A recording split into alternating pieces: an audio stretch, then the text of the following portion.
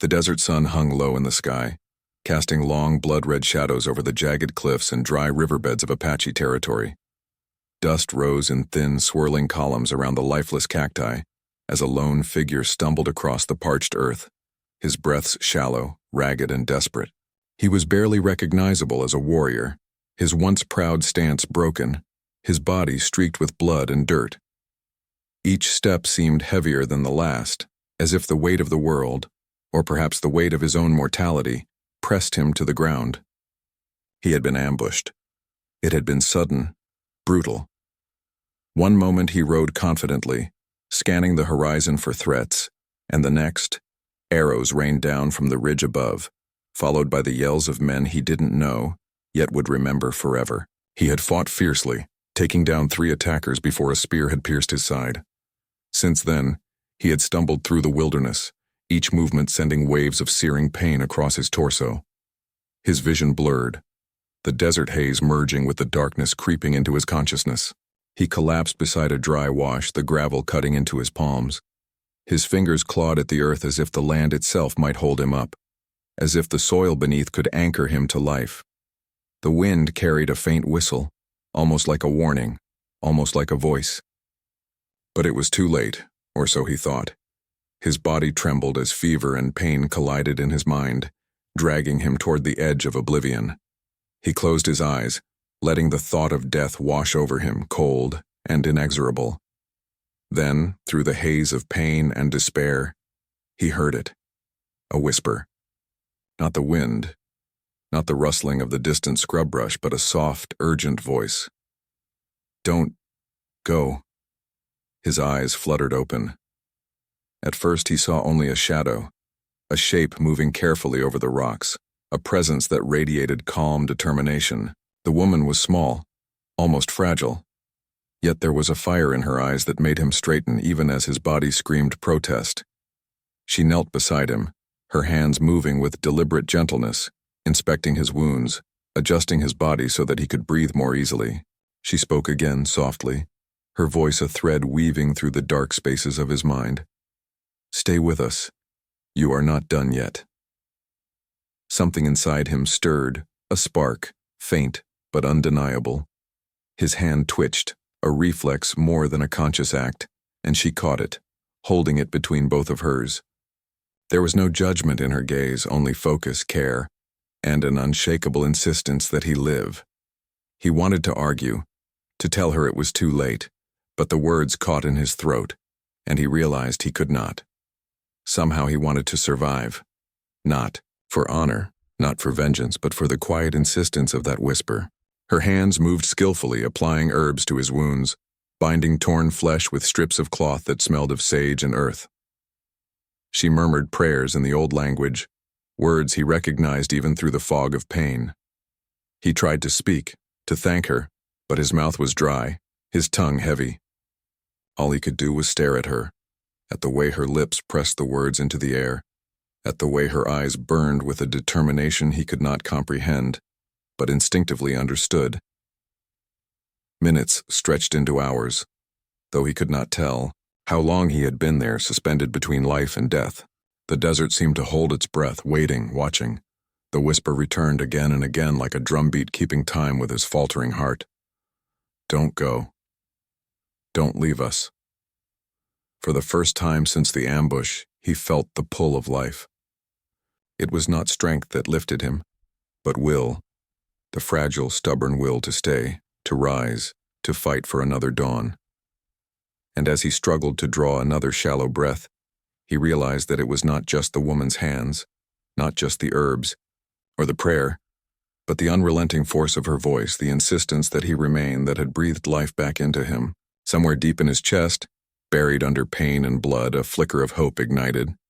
He would not go. Not yet. The first rays of dawn filtered through the jagged cliffs, turning the desert into a canvas of gold and crimson. The air was crisp, carrying the scent of sage and dust, and the faint sound of a distant creek whispered promises of life. The warrior lay where the woman had left him, his body still weak, his breaths uneven yet more insistent than the night before. The pain was still there, raw and gnawing, but it was tempered by the knowledge that he was not alone. She had disappeared, briefly at first light, leaving him with a bundle of fresh herbs and a makeshift bandage she had prepared. When he tried to rise, the sharp stab of his wounds forced him back onto the rocky ground. He cursed softly under his breath, the sound hoarse, and wondered if he would ever be able to move without the fire of pain ripping through him. Just then, a shadow fell over him. "I brought water," she said, her voice calm, steady, yet carrying an undertone of warning. She knelt beside him again, placing a small gourd to his lips. He drank cautiously, the cool liquid soothing his parched throat. Every swallow was a battle, but each was a small victory. She helped him sip slowly, her hands gentle but firm, her eyes never leaving his face. It was a strange intimacy, born out of necessity, a trust forged in the crucible of near death. "Why?" "Help me?" he croaked, his voice barely audible. "I am no one to you.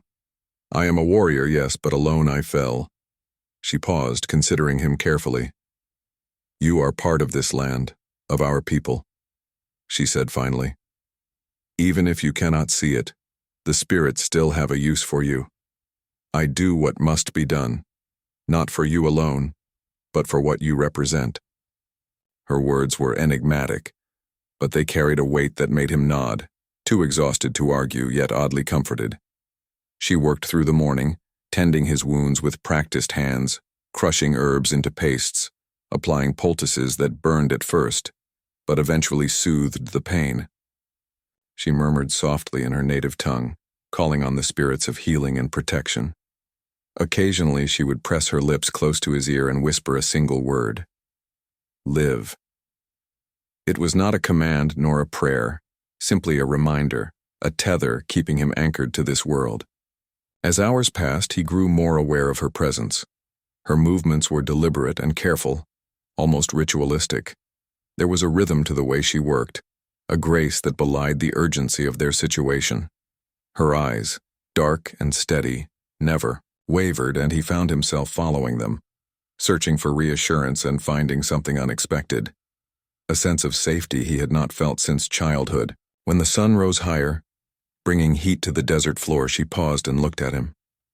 "You are stronger than you think," she said, her voice soft, yet insistent. "But you must rest. Your body will not forgive you if you push too hard." She adjusted his position, propping him against a flat rock so he could breathe more easily. For a long moment they simply sat like that, the silence filled with unspoken understanding. He wanted to speak, to tell her that her efforts mattered, that her whisper had saved him, but the words seemed too fragile for the moment. Instead, he let his eyes meet hers, and in that exchange a silent acknowledgement passed between them, that she had given him a second chance at life, and that he would not waste it. By midday, he felt small sparks of strength returning. A twitch of his fingers, a shift of his shoulders, a shallow cough that cleared his lungs. She encouraged him, nodding, smiling faintly, yet never letting him push too far. Her presence was a lifeline, her determination as vital as the herbs she applied. And though he could not yet rise, he knew that she would not let him die here, alone, in the vast expanse of the desert. As the afternoon shadows lengthened, he realized something else. The bond forming between them was deeper than mere survival. It was trust, yes, but also something warmer, something that reached into the quiet spaces of his heart he had thought long buried. The warrior understood that the woman's whisper, soft, persistent, alive, was not only a call to stay in this world, but also an invitation to accept care, compassion, and perhaps, eventually, love. And in that understanding, he found a reason to fight, not for glory, not for vengeance, but simply to remain. To remain for her and for the fragile, flickering hope she had breathed into his veins with her words. "Don't go." By the third day, the desert sun had climbed high, casting heat and glare across the rugged landscape. The warrior lay propped against a rock, his body still fragile but showing signs of recovery. The deep, ragged breaths that had defined his first night were now steadier, though every motion brought sharp reminders of his near-death experience.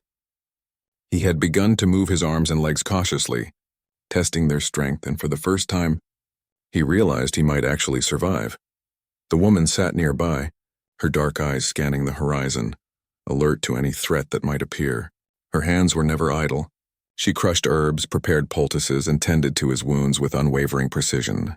Every so often she would glance at him and nod, silently acknowledging his progress. But there was more than practicality in her gaze.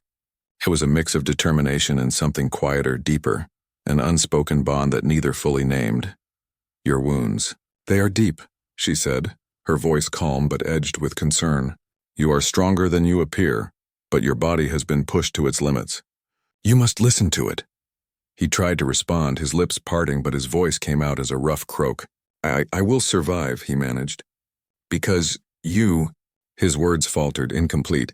She simply smiled faintly, a quiet acknowledgement that he did not need to finish his sentence. She had already understood. The days had blurred into a haze of heat, sun, and whispered instructions. Each moment she pressed him gently to rise, then allowed him to collapse again. It was a careful dance, forcing him to regain strength without pushing him into danger. She spoke little of the outside world, focusing instead on the here and now, the rising and setting sun, the herbs, the slow rhythms of healing. But through every word, every movement, he felt a presence that anchored him to life itself. As his strength returned in small increments, memories began to creep back into his mind. Faces of fallen comrades, the crackle of the ambush, the sharp pain of betrayal. They surfaced alongside the pain in his body, creating a strange juxtaposition, physical suffering interwoven with emotional scars. He tried to push them away, but the woman would not let him. Instead, she would speak softly, recounting stories of resilience and courage, of ancestors who had endured far greater odds. One evening, as the sun bled red across the horizon, she spoke differently, leaning close. "Your spirit is strong," she said, "but do not let your pride lead you to recklessness. Survival is not just strength. It is wisdom. It is knowing when to rest, when to trust, and when to fight again." Her words struck him more deeply than any arrow or blade ever had. For the first time, he realized that his survival was no longer about brute force or honor. It was about connection, about allowing someone else to carry part of the burden, to guide him when he could not see a way forward. And as he looked at her, kneeling there with the sunset casting a halo around her figure, he felt an unfamiliar emotion stir, gratitude. Yes, but also something warmer, something tender. Over the next hours, she continued her careful ministrations, checking his pulse, adjusting bandages, and murmuring prayers in her native tongue. He watched her, noticing the subtle movements, the tilt of her head, the way her hands worked with precision, the steadiness in her gaze. Each gesture seemed infused with purpose, as if every motion carried not just skill, but an unspoken vow that she would not allow him to die here, not while her breath could reach him. As night fell, bringing cooler air and a blanket of stars overhead, the warrior finally spoke again, his voice stronger but still fragile. "You saved me." She shook her head, brushing her dark hair back from her face. "No," she said softly. "You saved yourself. I only reminded you that life is worth holding on to. That is all." He wanted to argue, to say more, but he could not find the words. Instead, he simply reached out a trembling hand and she took it, holding it between both of hers. The touch was small, simple, but it spoke volumes, a promise, a tether, a lifeline. And in that quiet moment, he understood fully that her whisper had done more than keep him alive. It had reminded him why life mattered, and for the first time in many days he felt hope not just in his body, but in his heart. The days following his near death were measured in careful, deliberate steps. The warrior could now sit unaided, his back still aching but his body slowly reclaiming the strength that had been stolen by pain and blood loss. Each sunrise brought with it a test. Could he stand? Could he move? Could he survive another day in the harsh desert? Each time the answer was yes, thanks to her. The Apache woman had become a constant presence, neither imposing nor distant, always there to guide him through the fragile threshold between life and death. She moved with a quiet purpose, her hands steady as she inspected his wounds, adjusted his bandages, and applied healing poultices. Yet her care went beyond the physical. She spoke softly, recounting tales of their people, of warriors and healers who had endured far worse, of the land itself that had always provided for those who respected it. Every story, every word was a thread weaving him back into life. "Strength is not in fighting alone," she said one afternoon, leaning close as he struggled to lift himself from a rock. "It is in knowing when to accept help. You must learn that if you wish to walk beyond this day." Her words were gentle yet firm, like the desert wind shaping stones over centuries. He absorbed them slowly, recognizing the truth behind them. For so long he had believed that survival depended solely on his own skill and courage, that weakness was unacceptable. But now, with her hands steadying him, her voice urging him forward, he began to understand that survival was also about trust, about connection, about allowing another person to care when the body itself wavered. Hours passed in this rhythm. She moved and worked, and he responded with cautious, tentative movements. Each small victory, a finger flexing, a foot bearing weight, a deep breath without pain, was met with a quiet nod from her, a smile that did not need words. And in those smiles he began to sense something more than gratitude. There was a subtle warmth in her eyes, an intensity that tugged at something long dormant inside him, a spark he had thought extinguished by years of battle and loss. The desert around them remained harsh and unforgiving. The sun blazed overhead, heat waves rising from the stones like a living thing. Small creatures scuttled and called, oblivious to human struggle.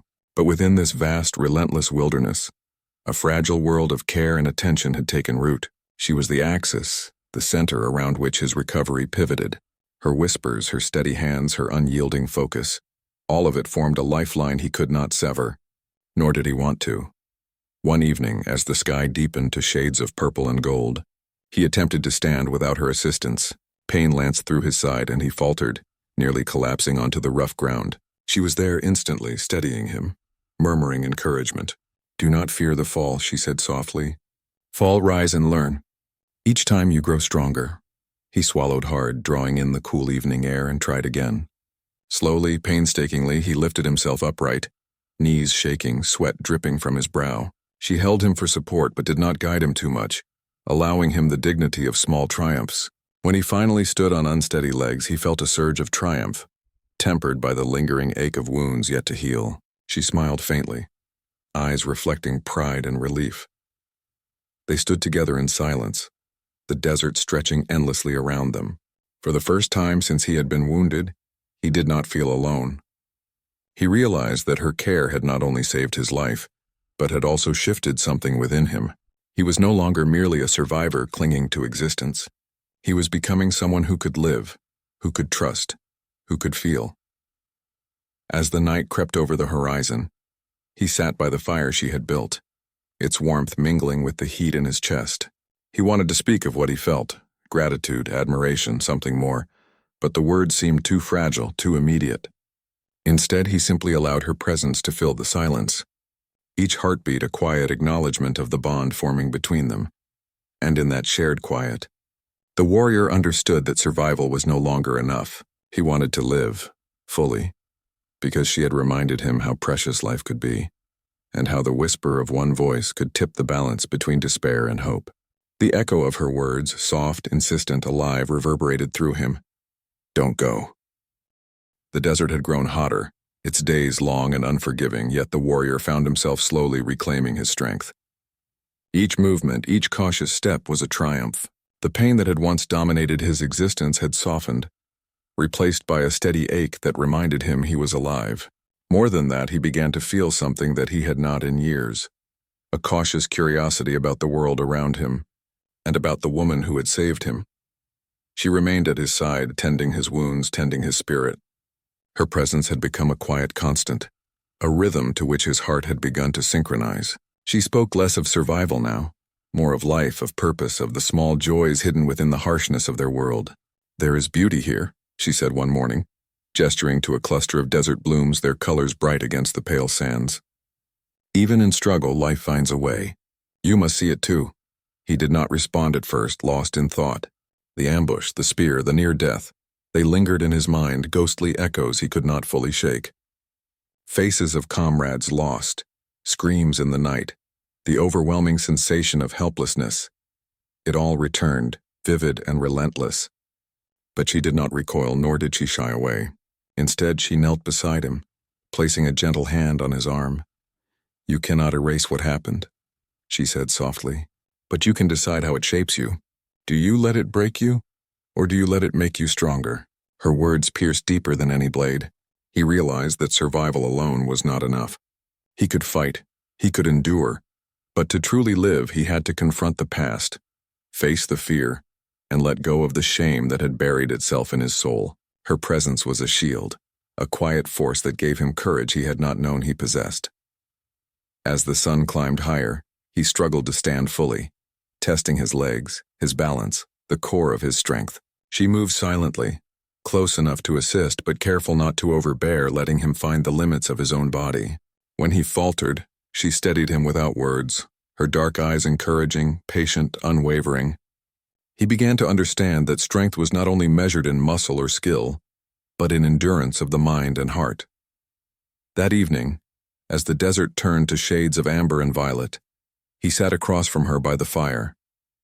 His gaze lingered on her, on the curve of her jaw, the intensity of her eyes, the gentle steadiness of her hands. He realized with a shock of awareness that her care had become more than practical. It was a tether, a lifeline, and he was deeply entangled in it. He began, but the words faltered. Vulnerability was foreign to him, almost frightening in its intensity. I owe you, she shook her head, a faint smile touching her lips. You owe me nothing, she said. You owe yourself. You survived because you were willing to fight. I only reminded you of why you should. Her answer was simple, but it resonated within him. He realized that he had been given not just a chance at life, but a chance to change, to reconnect with the world, with others, and perhaps even with himself. And in the quiet flicker of the firelight, he felt the first stirrings of trust and something more delicate, more fragile. That night, as he drifted into a fitful sleep, he felt the brush of her hand on his shoulder, the whispered words he would never forget. Don't go. They were no longer just instructions to survive. They were a call to hope, to embrace life, to feel, to trust. And though his body ached, his spirit lifted, tethered to hers in a fragile, unspoken bond that neither could yet name. For the first time since the ambush, he allowed himself to imagine the possibility of a future, not just survival, but life lived fully, guided by connection, care, and the quiet, unwavering strength of the woman who refused to let him die. The morning air was sharp and dry, carrying the scent of distant sagebrush and the lingering heat of the desert night. The warrior's body had regained enough strength to stand without support, but every movement reminded him of the fragility that still clung to his limbs. He had learned to respect his limits, but he also knew that the desert offered no leniency for weakness. Survival demanded vigilance, and his time lying helpless had taught him how easily life could slip away. The woman was already awake when he stirred, crouched by a small fire, carefully preparing a concoction of herbs and roots. She glanced up, her dark eyes meeting his, and gave a faint nod as if to say, "We are ready for the day." Her presence was steady, calming, and yet it carried an intensity that made him feel both protected and unsettled. She had been his anchor, his guide, and now she would become the measure of his resilience. "Today," she said softly, "we move. You must regain more than strength. You must regain skill, awareness, the ability to face what comes without fear." He nodded, swallowing hard. Fear still lingered, an invisible weight pressing against his chest, but her words stirred a quiet determination within him. He rose slowly, flexing his legs, feeling the burn of effort and the ache of muscle long unused. Each step was deliberate, cautious, yet filled with the joy of a body reclaiming its purpose. She moved beside him, silently guiding, never rushing, never forcing. As they traveled, the desert seemed to challenge them at every turn. A sudden gust of wind kicked up clouds of sand, stinging their faces and forcing them to press low against the ground. The heat of the afternoon sun pressed down relentlessly, and jagged rocks threatened every step. Yet through it all she was calm, steady, her voice occasionally cutting through the roar of wind and the dry crunch of sand. "Watch your footing. Breathe. Trust yourself." But it was not just the desert that posed a threat. From the ridges above, faint shapes moved. Shadowed figures, the remnants of the men who had ambushed him days before. Though weakened, the warrior instinctively tensed, muscles coiling, senses sharpening. His pulse quickened, the old fear rising like smoke through his veins. He looked to her, seeking guidance, and found only calm resolve. "They will not find us unprepared," she said quietly. But you must remember, survival is not only strength. It is patience, strategy, awareness. Listen. He obeyed, letting her presence guide him as he crouched, moved quietly, and scanned the horizon. Together they navigated the rocky terrain, her hand occasionally brushing against his arm to steady him, to anchor him. In these small touches he felt a warmth, a connection that went beyond gratitude or necessity. Each movement of hers seemed infused with intention, a subtle insistence that he remain alive, aware, and present. As the day wore on, they found a sheltered alcove where the sun's heat was less oppressive. There she tended to his wounds again, her hands skilled and gentle while he watched her closely. He noticed the careful precision of her movements, the calm focus in her eyes, the quiet way she hummed an old melody that seemed to resonate with the desert itself. He felt the first stirrings of something deeper, admiration, trust, and a tenderness that made his chest ache in a way he had never known. Night fell, bringing a cool relief and the distant howls of coyotes. The warrior and the woman made camp, sharing a small fire. He studied her face in the flickering light, shadows dancing across her features, and realized how much she had become the center of his world in so few days. It was not just survival that she had given him. It was a reason to keep moving forward, to confront danger, to embrace life again. As he lay beneath the stars, her whisper came again, soft and persistent. "Don't go." This time, he felt the words not only in his ears but deep in his chest, threading through him like a lifeline. He understood now that her whisper was not simply a plea to survive. It was a call to face life fully, to trust, to feel, and to honor the bond that had grown between them. And in that vast, unforgiving desert, the warrior knew that no matter the dangers ahead, whether from men, nature, or the ghosts of his past, he would not falter. He would rise, he would fight, and he would live, because she had reminded him that even in the harshest wilderness, life could be saved, and hearts could be awakened. The warrior's recovery had reached a stage where he could move with relative confidence, yet every step reminded him of the wounds that still throbbed beneath his skin. The desert sun beat down relentlessly, the heat rising in waves that shimmered over the sand and stone. He had grown accustomed to the ache, to the constant reminder of his near death, but today, a new test awaited, one that would measure not only his body but his spirit. The woman led him to a narrow canyon where water pooled in small, crystalline basins. "You will train," she said, her voice calm but carrying a quiet authority. "You must learn to move, to fight, to survive not just through strength but through awareness and balance." He nodded, muscles tightening with anticipation. His body still protested, but there was a fire in him that had not existed before. Each movement, each cautious step over uneven rocks was a lesson in endurance. She watched him with an intensity that both unnerved and motivated him. Her eyes followed every motion, offering subtle corrections, her hands sometimes brushing his arm in guidance, steadying him. "Focus," she whispered, her words soft but insistent. "Feel the land. Let it guide you. Trust yourself." The first exercise was simple: cross the rocky ledges without faltering. But simplicity was deceptive. The stones were slick with sand, the edges jagged, and a single misstep could send him tumbling. His heart pounded as he balanced, arms outstretched, muscles trembling with effort. She moved beside him, silent but present, the warmth of her presence a steadying influence. "You are ready," she said when he reached the far edge, though his legs shook and sweat streaked his dust-caked face. But readiness is not only skill. It is courage, patience, and will. You must carry all of it. They trained together through the day, her instructions precise, her touch sparing but effective. When he stumbled, she was there to catch him, not just physically but with her voice, her presence.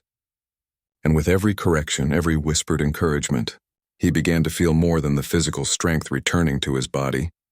He felt something stirring in his heart, a fragile yet insistent bond that tethered him to life, to her, and to something greater than himself. By afternoon, a shadow fell across the canyon. Figures appeared at the ridge above, bandits, remnants of the men who had ambushed him. Panic surged through him for a moment, but she was instantly at his side, calm and resolute. "They are here," she said softly, "but you are ready. You have been given life again. Do not waste it in fear. Act." His muscles tensed, instincts awakening. He raised his head, scanning the ridge, noting the angles, the shadows, the positions of the attackers. Her voice guided him through the calculation. a soft but unwavering presence in the storm of his mind. Move with the land. Let it shield you. Let your will lead. They descended carefully using rocks and natural cover. The warrior's heart pounded with fear, adrenaline, and anticipation. But he remembered her whisper, "Don't go." It was no longer just a plea, it was a command, a tether, a reminder of why he had fought to return to life. They reached the attacker's path, and he realized that his survival, and perhaps theirs, depended not on brute force alone but on coordination, patience, and the bond he shared with her. Every subtle movement of hers, every glance and whispered instruction became a lifeline. He followed, trusting her guidance, and in that trust he found clarity, skill, and courage he had thought lost forever. By nightfall, the threat had passed. The bandits, wary and unaware of their coordinated strategy, had been evaded. The warrior stood exhausted but exhilarated, the desert stars above bearing witness to his triumph. She approached him, her hands brushing his arms in quiet approval, and he realized, fully and irrevocably, that it was not just his strength that had carried him through, but their connection, the invisible tether forged through whispers, touch, and shared struggle. He looked into her eyes, his chest tight with emotion. "You guided me," he said, his voice hoarse but sincere. "Without you," she shook her head gently. "No, you guided yourself. I only reminded you why life is worth holding." And in that moment, beneath the vast desert sky, he understood something profound. Survival was only the beginning. What she had given him went far beyond life. It was the courage to face the world again, the wisdom to trust, and the undeniable spark of a bond that would shape every step he took from this day forward. The desert sun dipped lower in the sky, casting long shadows across the canyon. But the warrior found himself moving with a confidence he had never felt before. Each step was deliberate, controlled, a measure of the strength he had regained under her watchful guidance. Yet it was not just his body that had healed. His mind, long trapped by fear and pain, was beginning to awaken as well. He felt something new stirring, curiosity, trust, and the faintest whisper of desire, emotions he had long buried beneath the weight of survival. The woman had become a constant presence in his life, her calm strength guiding him in ways that went beyond physical recovery. She moved with purpose, yet there was a gentleness to her actions, a rhythm that soothed the raw edges of his soul. When she spoke, her voice carried lessons, encouragement, and something unspoken, a subtle warmth that threaded its way through his thoughts. Her hands, once just a means of healing, now felt like anchors, steadying him in a world that had seemed so perilous. "Your body is strong," she said one afternoon as he balanced atop a narrow ledge. "But your heart and mind must catch up. You cannot face the world fully if you are still trapped by fear." He nodded, swallowing hard. Her words cut deeper than any wound, yet they carried no judgment, only clarity and the unwavering expectation that he could rise above what had nearly destroyed him. He had survived the physical threats, but he was only beginning to confront the emotional and spiritual scars left by the ambush. Memories of pain, loss, and betrayal rose unbidden, demanding acknowledgement. And she was there, quiet but present, allowing him to face these ghosts without shielding him from their reality. As the day wore on, they practiced movements, climbing rocky outcroppings, leaping across narrow ravines, and silently observing the desert for signs of danger. Her instructions were precise, her corrections subtle, and her hands occasionally brushed his, not just to guide but to remind him of connection. Every touch carried unspoken meaning, and he found his heart responding before his mind could catch up. A strange heat pooled in his chest, a tension he had never allowed himself to feel, yet one that grew with each shared glance and careful gesture. When they paused to rest near a shaded pool of water, he finally allowed himself to speak. I am afraid," he admitted, voice low, almost ashamed. "Not of death, but of living, of feeling." Again, she looked at him, her eyes soft but firm. "That is natural," she said. "You have been broken, and brokenness leaves marks. But it is not weakness to feel. It is courage. You are learning to live fully, not just survive." Her words struck him, resonating in the quiet spaces of his soul. He realized that she was not simply guiding him to safety or teaching him to fight. She was guiding him back to life itself, teaching him to trust, to feel, and to embrace vulnerability as strength rather than a curse. As night fell, painting the desert in shades of indigo and silver, they set up a small camp. The firelight flickered across her face, Illuminating features he had studied closely in the quiet hours of recovery. He noticed the curve of her lips, the intensity of her gaze, the subtle way her hair caught the firelight. His chest tightened, a mixture of awe, longing, and gratitude overwhelming him. She leaned close, adjusting a bandage on his arm, and whispered softly, almost as if she had read his thoughts, "Don't go." The words were familiar now, yet they resonated with a new depth. They were not just a plea for survival, they were a promise, a tether, a call to embrace life, to trust, and to acknowledge the bond growing between them. In that quiet moment, he reached for her hand, tentative but insistent, feeling the warmth and strength that had become his lifeline. Their fingers intertwined, and he realized that the connection between them was no longer just survival. It was something deeper, something that had grown in the crucible of pain and care. For the first time, he allowed himself to hope not just for life, but for something more: companionship, trust, perhaps even love.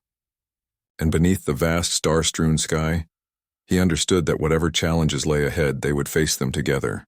The whisper, the touch, the unwavering presence of the woman who refused to let him die had transformed him, not just physically, but emotionally and spiritually. He would not go. He would not falter, and he would not deny the stirring of his heart, awakened by the quiet, persistent force of her care and devotion. The desert morning arrived with a soft golden light, illuminating the jagged ridges and casting long shadows across the rocky terrain. The warrior felt stronger than ever before, his muscles firm, his movements more precise, and his mind sharp. Yet strength alone could not prepare him for the challenge that would soon come, a test not just of his body, but of his trust, his courage, and the bond he shared with the woman who had saved him. They had been traveling along a narrow canyon, her keen eyes scanning the horizon for any sign of danger, when movement at the far edge caught her attention. Figures appeared on the ridge, outsiders armed and hostile, clearly seeking trouble. The warrior's chest tightened, old fear clawing at him, but she placed a steady hand on his shoulder, grounding him. "Remember what you have learned," she said softly, her voice calm, yet insistent. "Strength is not only in your body. It is in your mind, your awareness, your trust. Trust yourself, and trust me." He nodded, inhaling deeply, drawing the desert air into his lungs. The bandits moved closer, their intentions clear. The warrior felt the adrenaline surge, a familiar companion from past battles, but this time it was tempered by something new: a clear mind, a steady heart, and the unwavering presence of the woman beside him. Together, they moved through the canyon, using the natural cover of rocks and shadows. He mirrored her movements, stepping quietly, eyes scanning for danger, muscles tensed yet controlled. Every glance she gave, every subtle gesture became guidance he relied upon instinctively. It was a dance of trust and coordination, a bond forged in the crucible of near death and healing. The bandits drew closer, unaware of the careful strategy unfolding below them. The warrior felt the echo of the whisper that had first saved him, now a lifeline in his memory. "Don't go." It was no longer just a plea for survival. It was a command, a guide, a force that anchored him to life and to her. When the first bandit stepped onto the narrow ledge, the warrior reacted instinctively, moving with precision he had not felt since before the ambush. He guided the intruder's attention with calculated movements, forcing him off balance without unnecessary violence. The woman was at his side, her hand on his arm, her eyes sharp, her voice low but firm. Steady and wait for the moment. The seconds stretched into eternity. He could feel the rhythm of her presence, the silent coordination between them, the trust that allowed him to act decisively without hesitation. One by one, the bandits were disoriented, falling back or retreating, confused by the seamless movements of two people who acted as one. The warrior realized with a jolt that he had not only survived physically, but had mastered control over his fear and instinct, guided by the woman who had refused to let him die. When the danger finally passed, the canyon returned to silence, broken only by the desert wind. The warrior exhaled, muscles trembling with relief and adrenaline. He turned to her, his chest tight with emotion, and saw the faintest smile on her lips, a mixture of pride and relief. "You have done well," she said softly, "not because of strength alone, but because you trusted, because you remembered why you must survive. You are stronger than you know, not just in body but in heart." He wanted to speak, to convey the depth of his gratitude, the awe and admiration he felt, yet words failed him. Instead, he reached for her hand, a simple gesture that spoke volumes. She took it, her grip firm and steady, and in that touch, he felt the culmination of all they had endured together, the whispered words, the healing, the trust, and the quiet awakening of something deeper between them. As night fell over the canyon, the stars scattered across the sky like a map of hope. He realized that survival was no longer merely a physical struggle. It was a bond, a promise, and a connection that had grown stronger than fear, stronger than death itself. And beneath that vast, indifferent sky, he knew that whatever challenges lay ahead, they would face them together, not as separate souls, but as partners forged in the fire of survival and care. For the first time in his life, he felt fully alive, and it was because she had refused to let him go. The desert dawn was quiet, the first light brushing the rugged cliffs with gold and rose. The warrior stood atop a rocky outcrop, gazing across the vast expanse that had nearly claimed his life. His body was whole, his muscles strong, and his senses alert. But more than that, his spirit was awakened, shaped by pain, nurtured by care, and tempered by the bond he shared with the woman who had refused to let him die. She approached quietly, her silhouette framed by the rising sun. Her dark eyes met his, steady and unwavering, carrying a depth of understanding that made his chest tighten. She had guided him through the worst of the desert, through the knife edge of death, through fear and helplessness. And now he stood alive because of her whisper, her hands, her presence, her insistence. "Don't go!" He took a deep breath, feeling the wind sweep across his face. Every scar, every memory of pain, every moment of fear was still present, but it no longer weighed him down. Instead, they had become markers of survival, reminders of a life reclaimed and a bond forged in the crucible of near death. "You've changed," she said softly, approaching his side, "not just in body but in mind and heart. You are no longer the man who stumbled into the desert 3 days ago." He nodded, emotion catching in his throat. "I am because of you," he said, voice low but firm. "You saved me.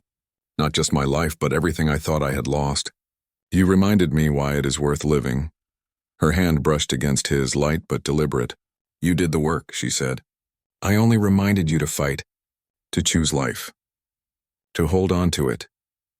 For a long moment they stood in silence, the desert stretching endlessly before them. And then instinctively he reached for her hand and she did not pull away. Their fingers intertwined, solid and warm, a tangible link that symbolized everything they had endured together. The whisper that had first pulled him back from the brink of death now echoed in his heart as a promise. Life was worth more than survival. It was worth connection, trust, and love. "I never thought I could feel like this again," he admitted, voice trembling. "Not hope, not trust, not anything. And now, standing here with you, I feel like I've been given a second life. Not only to survive, but to live." She smiled, a faint, serene smile that illuminated her face with quiet strength. "Then live," she said. "For yourself, for this land, for the people who matter to you, and for the bond we've forged. It is strong, and it will guide you when fear returns." He pulled her close, the desert wind tugging at their clothes, carrying the sense of sage and dust. For the first time he felt completely at peace, fully alive, fully present. He had faced death and won not because of skill alone, but because someone had refused to let him leave, because her whisper had echoed through his soul and reminded him that life was precious, fragile, and worth fighting for. They stood together on that cliff, the sun rising behind them, a new day stretching out across the desert. He looked at her and felt a profound gratitude and affection that words could barely contain. The whisper that had saved him had become a symbol of something greater: hope, trust, and the beginning of a future forged together. "I will not go," he said softly, echoing her words from that first night. "Not now, not ever, not while you are here." Her hand tightened on his, her eyes glimmering with unspoken understanding. "Good," she whispered. "Then we move forward, together." And as they stepped down from the cliffs into the desert beyond, the warrior knew he was no longer merely a survivor. He was a man reborn, alive in every sense of the word, and bound forever to the woman whose quiet, persistent care had taught him the truest lesson of all, that life is not only to be endured, but to be cherished, shared, and held close with those who refuse to let you go. Beneath the vast sky, with the desert stretching infinitely around them, the warrior and the woman walked side by side, two lives intertwined by survival, trust, and an unbreakable bond, ready to face whatever the future held together.